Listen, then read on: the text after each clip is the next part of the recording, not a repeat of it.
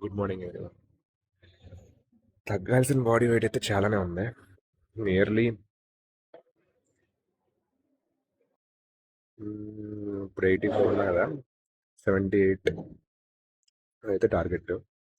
But ఆ discipline మాత్రం కావాలి. సమ్హౌ ది అదర్ ఏదో ఒక రోజు అలాగా వద్దనుకున్నా చీట్ చేయాల్సి వస్తుంది.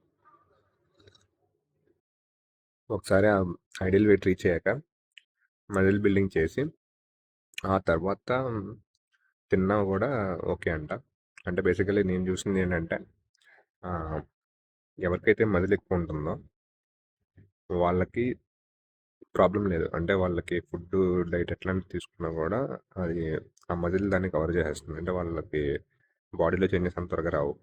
ఓకే. అలా కాకుండా ఇప్పుడు ఏంటంటే ఒకసారి ఒక 100 నుంచి 80 కలా వచ్చేసి, అంటే వాళ్ళ ఫ్యాట్ లాస్తో పాటు వాటర్ అన్నీ పోతాయి.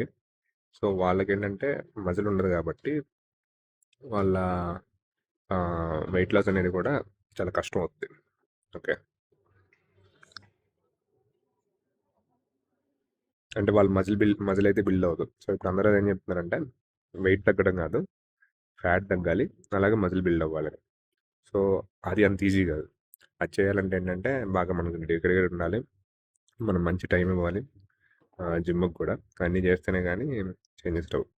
సో సంహవ్ అయితే నేనైతే ట్రై చేస్తున్నా, చూద్దాం ఎక్కడ దాకా వెళ్తుందో.